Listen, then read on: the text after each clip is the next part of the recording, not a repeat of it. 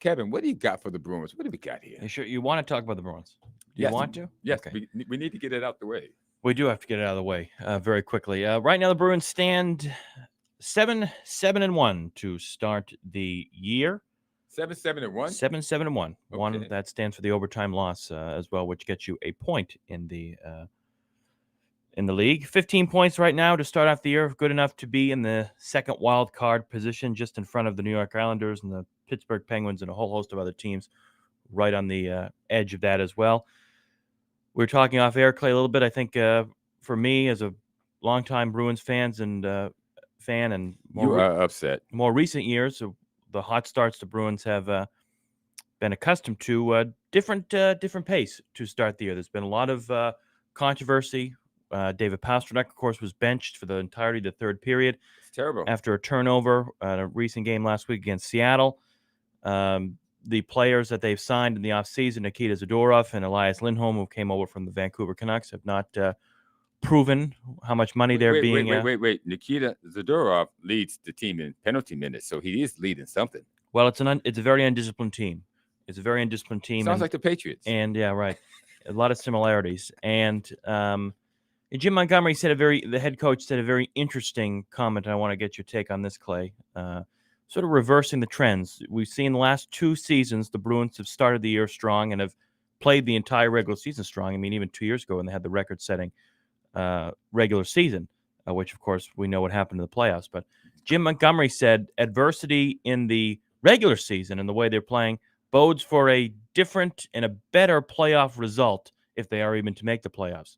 What's your take on that reverse psychology? Well, I think you have to spin it some way when you're losing, especially losing this badly. And looking dismal, you had the biggest team in the NHL. I mean, well, you still have the biggest team as far as weight and size, as if you were going to put a hurting on the rest of the league. Right. And so far, the only thing that's happened is you're getting a hurting put on you. Not only does Zadorov lead in penalty minutes, the Bruins also lead in penalty minutes for the whole NHL. So it's not working too well.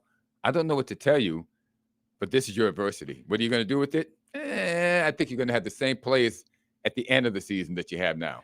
Well, it's amazing to me that they're still it's very early in the year too, but that they're still in a playoff spot right now. I mean, 7-7-1 the record, sure, but they played, I think, worse than their record shows. They're lucky that they are at 500, exactly at 500 right now. I mean, you look through the month of October from the 14th to the 31st of this month. They played 8 games. The Bruins went 2-5-1. Woo. Some very bad losses. Lost in 5 out of the 6 games.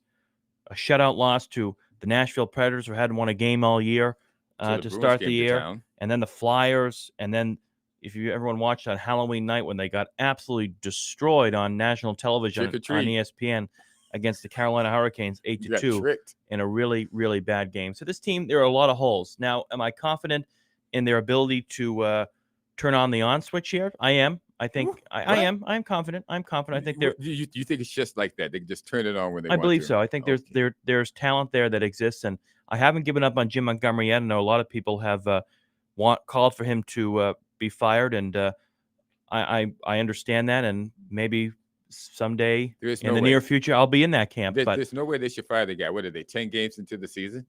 Well, we're just not accustomed to seeing this, Clay. This is not Boston Bruins hockey with the talent and that they have, and there was a lot of surprise. I think we talked about off air, but Jeremy Swayman certainly is not the same goaltender that he was. Remember, we talked about this many times. This is the first year where Jeremy Swayman is a full-time goalie, and when he sat out for the entire summer, when they wouldn't sign him, that's the other side of the coin, if you will. Yes. I mean, that's something that the Bruins had to deal with. And not only that, they have a history of this.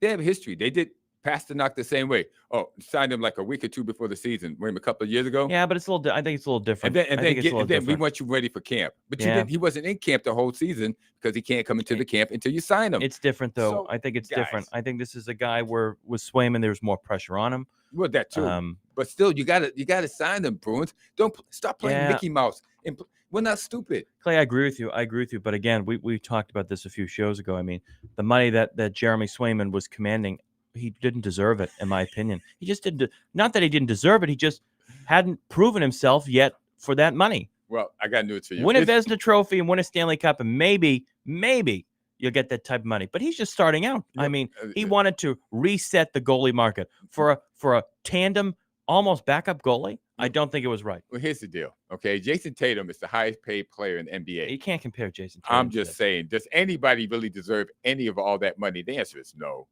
Okay, but if that's the going rate, either you trade the guy or you pay him.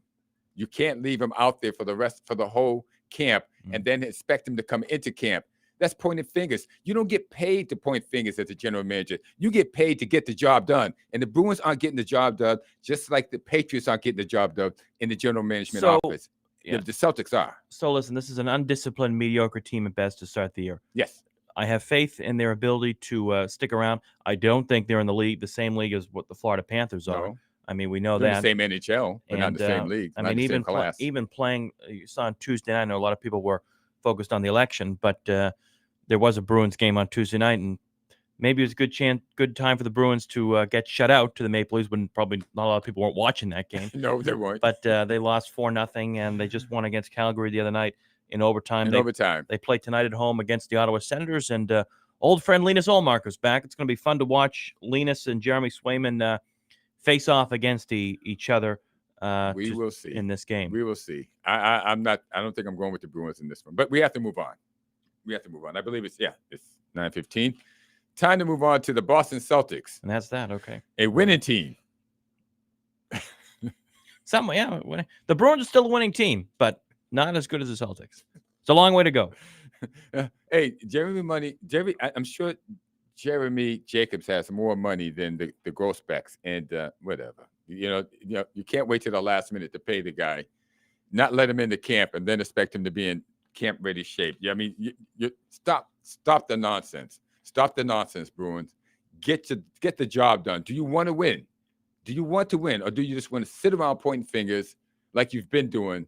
So for I don't know how long, since the 60s, since I've been around in the 60s and 70s, watching you point fingers at player and coaches and players and coaches, when you should have just went out and got what you needed to do in order to get the job done and win some championships here in Boston.